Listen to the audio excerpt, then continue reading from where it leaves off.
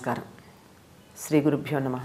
ధనుర్మాసం వచ్చిందంటే నెలపట్టడం అనేటటువంటి ఒక మాట తెలుగు వాళ్ళందరూ ఉపయోగిస్తూ ఉంటారు.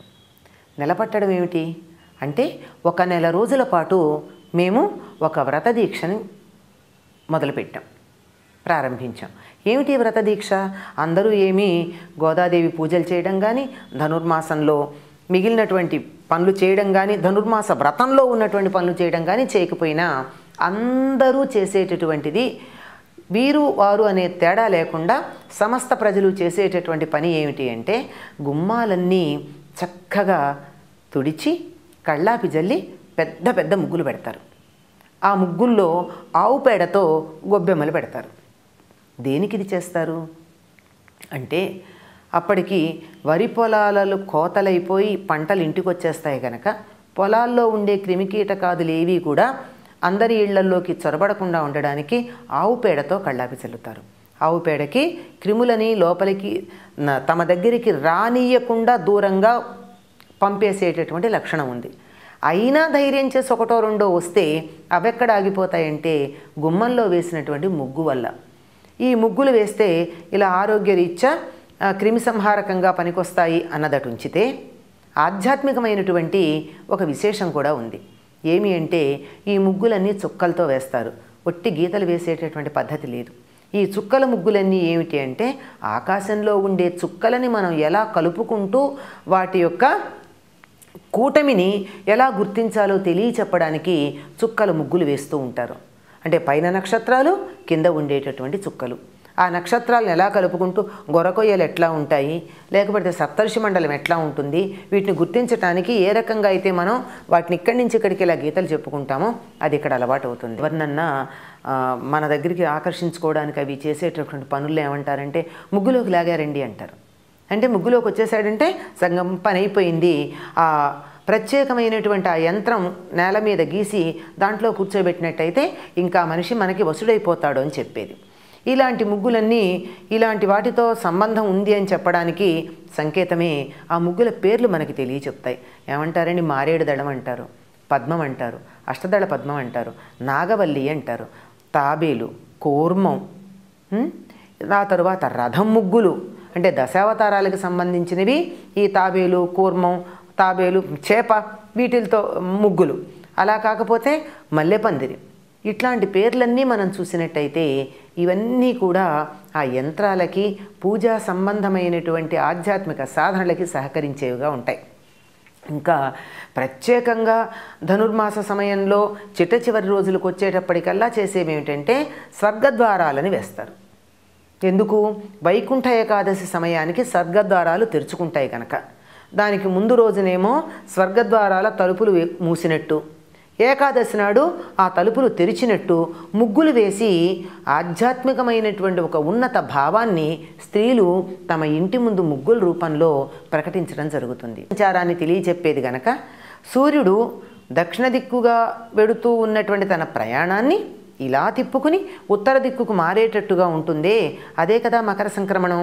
అందుకని పండగ నాడు చక్కగా తమ ఇంటిలోకి వస్తున్నట్టుగా రథం ముగ్గు వేస్తారు. కనుమ నాడు అప్పటికి సంక్రమణం జరిగిపోయింది గనక దానికి వ్యతిరేక దిశలో రథం పెడుతున్నట్టుగా అదే రథం ముగ్గుని వేస్తారు.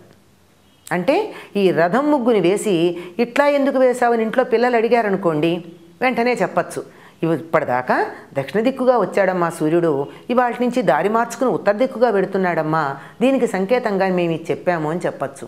అంటే గుమ్మంలో వేసేటటువంటి ముగ్గుల ద్వారా కూడా పిల్లలకి రకరకాలైనటువంటి విశేషాలు మనం తెలియచెప్పేటటువంటి ఒక పద్ధతి మన సంప్రదాయంలో పెద్దలు మనకి ఏర్పాటు చేసి ఉన్నారు. ఈ ముగ్గుల్లో కనపడేటటువంటి మరో విశేషం ఏంటంటే గొబ్బెమ్మలు.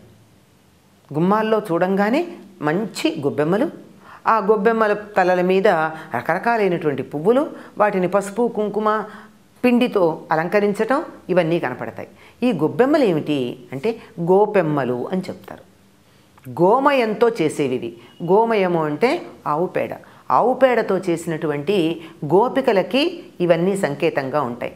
తప్పనిసరిగా మధ్యలో పెద్ద గొబ్బెమ్మను పెడతారు, పక్కన చిన్నది పెడతారు. దాన్ని తల్లి గొబ్బెమ్మ, దీన్ని పిల్ల గొబ్బెమ్మ అంటారు. చుట్టూత ఒక క్రమపద్ధతిలో అందమైనటువంటి ఆకారంలో ఎన్ని గొబ్బెమ్మల్ని చేస్తే వాటిని ఒక అందంగా ఉండేటట్టుగా కళాత్మకంగా తీర్చిదిద్దుతారు. ఏమిటిది? మధ్యలో ఉన్నటువంటి కృష్ణుడు, చుట్టూ ఉండేటటువంటి గోపికలు, ఈ మొత్తం అంతా రకరకాలైనటువంటి రాసలీల విన్యాసాలన్నీ ఈ గొబ్బెమ్మలో మనకు కనపడుతూ ఉంటాయి. తరువాత ఈ గొబ్బెమ్మలని మధ్యాహ్నం వేళ తీసి గోడకి కొట్టి పిడకలు తయారు చేస్తే ఈ పిడకలు భోగిమంటకి వాడతారు. తరువాత రథసప్తమి నాడు పాలు పొంగించడానికి కూడా ఈ పిడకలనే వాడడం మనకి సంప్రదాయంగా కనపడుతూ ఉంది. ఈ గొబ్బెమ్మల్లో రోజు ఆడపిల్లలు తెల్లవారుజామున లేచి తాజాగా ఉండేటటువంటి ఆవు పేడ తెచ్చి వాటిని చక్కగా గొబ్బెమ్మలు తయారు చేసి వాటికి పూజ చేసి తెలుగులోనే ఆ పూజ అంతా చేస్తారు.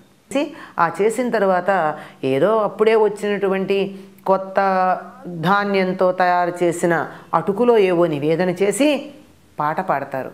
సుబ్బి గొబ్బెమ్మ శుభమూనియ్యావే, తామర పువ్వంటి తమ్ముణ్ణియ్యావే, చామంతి పువ్వంటి చెల్లెల్నియ్యావే అని అన్నీ చెప్పుకుంటూ ఇక మొగలి పువ్వంటి అని చెప్పి ఆపేస్తారు. మొగుణ్ణియవే అనేటటువంటి మాట పక్కనున్న వాళ్ళు ఎవరైనా పూర్తి చేస్తూ ఉంటారు. ఇది నిత్యం పాడేది. అంటే ఒక్క భర్త కావాలనే కాదు, కుటుంబం అంతా కూడా చక్కగా ఉండాలి, అన్ని రకాలైన చుట్టరికాలు మాకు ఉండాలని చెప్పేటటువంటి పాట. అయిన తర్వాత ఊళ్ళో ఉన్నటువంటి వాళ్ళందరూ ప్రతిరోజు ఎవరింట్లో వాళ్ళు తెల్లవారుజామున చేసుకుంటే సాయంకాలం పూట ఒకరింట్లో కలిపి చేస్తూ ఉంటారు. వీటిని సందెగొబ్బెమ్మలు అంటారంటే సంధ్యా సమయంలో. ఈ సందెగొబ్బెమ్మలకి పేరంటం పిలిచి ఊళ్ళో వాళ్ళందరినీ పిలిచి అందరు ఆడపిల్లలు కలిసి గొబ్బెమ్మల చుట్టూతా తిరుగుతూ గొబ్బి తట్టడం అనే మాట వాడుతూ పాటలు పాడుకుంటారు. ఈ పాటలన్నీ కృష్ణ సంబంధిగానే ఉంటాయి. ఏలవచ్చనమ్మ కృష్ణుడు ఏలవచ్చని, మాయదారి కృష్ణుడు వచ్చి మహిమ చేసనే అంటూ ఆ కృష్ణలీలలన్నీ పాడుకోవడం. విత్తు విత్తు విత్తారంట, ఏమీ విత్తు విత్తారంట, ఈ పాటలన్నీనేమో వ్యవసాయ సంబంధమైనటువంటి వాటి తెలియజెప్పేవి. ఇలా ఈ గొబ్బెమ్మల ద్వారా కూడా పిల్లలకు ఆధ్యాత్మికమైనటువంటి జ్ఞానాన్ని అందిస్తూ, పౌరాణిక గాథలను అందిస్తూ, దాంతోపాటుగా నలుగురు కలిసి చేయాల్సినటువంటి ఒక సామాజిక స్పృహని కలిగిస్తూ వచ్చిన వారికి తాంబూలాలు ఇవ్వడం ద్వారా 10 మందితో తనకున్న దాన్ని పంచుకోవటం అనేటటువంటి గొప్ప త్యాగగుణాన్ని నేర్పుతూ ఉండడం అన్నది ఈ గొబ్బెమ్మల్లో మనకు కనపడేటటువంటి విశేషం. ఇంకా ఈ నెల రోజుల పాటు కూడా తెల్లవారుజామున హరిదాసులు వచ్చి ఇంటి ముందు హరికీర్తన చేస్తారు. అంటే గోదాదేవి ఏ రకంగా అయితే చెలులందరినీ నిద్రలేపిందో ఆ రకంగా వీరందరూ వచ్చి కృష్ణ భక్తి ఊరంతా ప్రచారం అయ్యేటట్టుగా 10 మందికి తెలిసేటట్టుగా హరి కీర్తనలు పాడుకుంటూ ఉంటారు.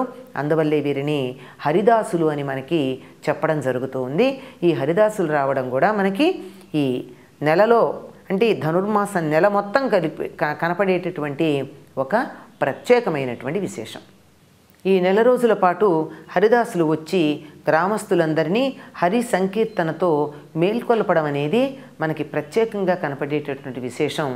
పైగా అప్పుడే ఇంటికి పంటలన్నీ వచ్చి ఉంటాయేమో, ధాన్యం కోకొల్లలుగా ఉంటుంది. అందుకని వారికి చేటలతో ధాన్యాన్ని ఇచ్చి వారిని సన్మానం చేస్తూ ఉంటారు.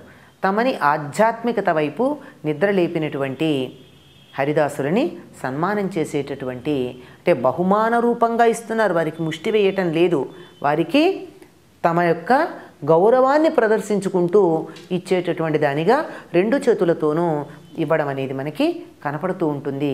ఇది సాధారణంగా చేయిస్తూ ఉంటారు.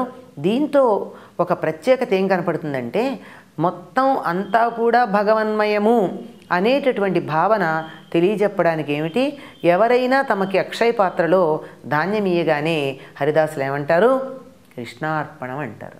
అంటే నువ్వు ఇచ్చేది నాకు కాదు, నాలో ఉన్నటువంటి కృష్ణుడికి అని.